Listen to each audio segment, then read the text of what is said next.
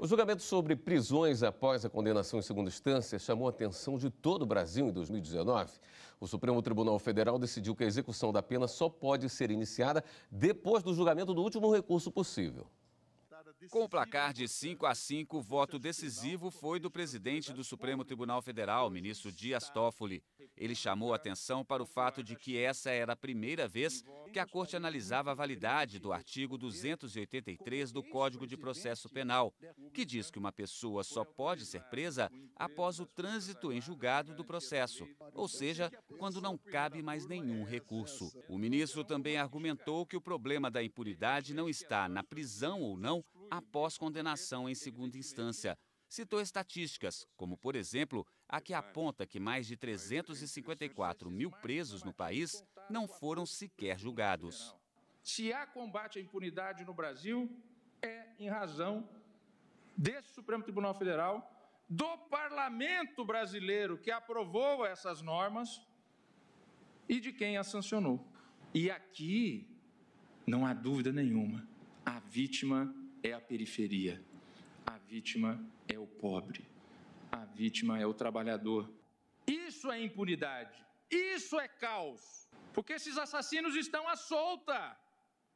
Não tem condenação sequer de primeira instância, não tem sequer investigação. Os ministros Gilmar Mendes e Celso de Mello também votaram contrários ao cumprimento imediato da pena após confirmada a condenação em segunda instância.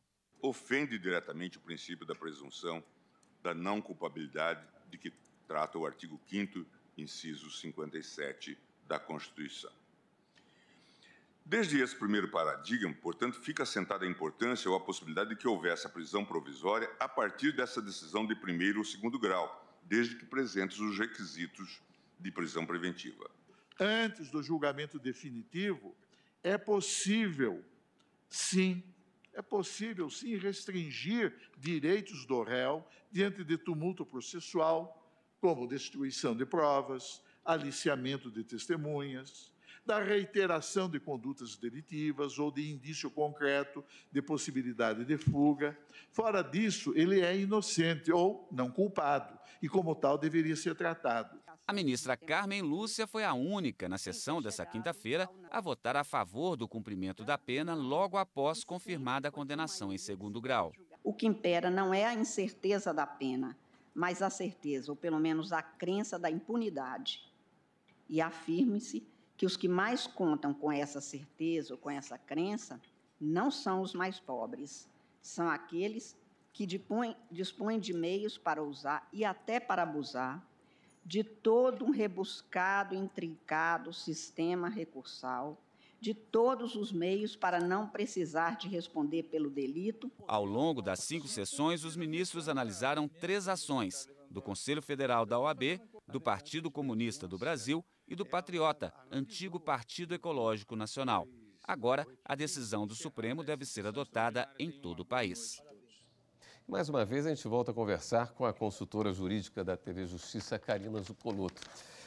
Karina, esgotamento das vias judiciais, presunção de inocência e prisão preventiva. Será que a gente pode resumir assim a nova orientação do STF sobre prisão em primeira instância, em segunda instância?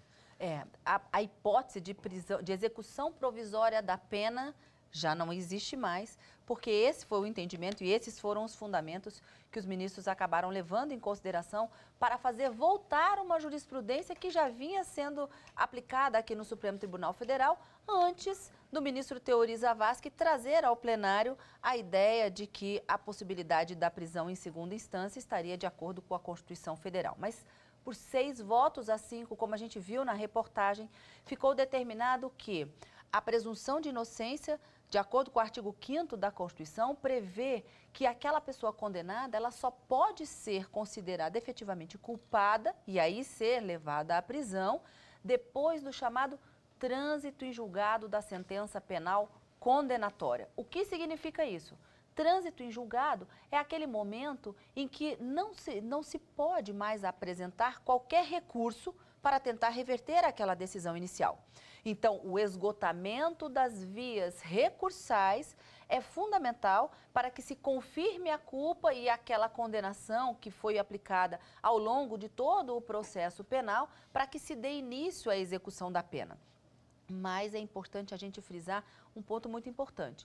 Não obstante o réu condenado, vamos imaginar, na primeira instância, poder recorrer ao longo de todo esse processo penal em liberdade, é possível que seja determinada a sua prisão preventiva, quando o juiz da ação, ou a depender em que momento o processo estiver, se estiverem presentes os requisitos da preventiva, ele pode decretar, o réu é recolhido à prisão e aí ele passa a responder o processo preso, mas não em razão da condenação, mas por conta da presença desses requisitos da preventiva, que podem ser alterados ao longo desse processo também. Mas a regra agora é que o réu condenado responde ao processo em liberdade, salvo existente alguma possibilidade de decretação dessa prisão preventiva. Essa era a orientação que já vinha sendo firmada no Supremo Tribunal Federal, como eu disse.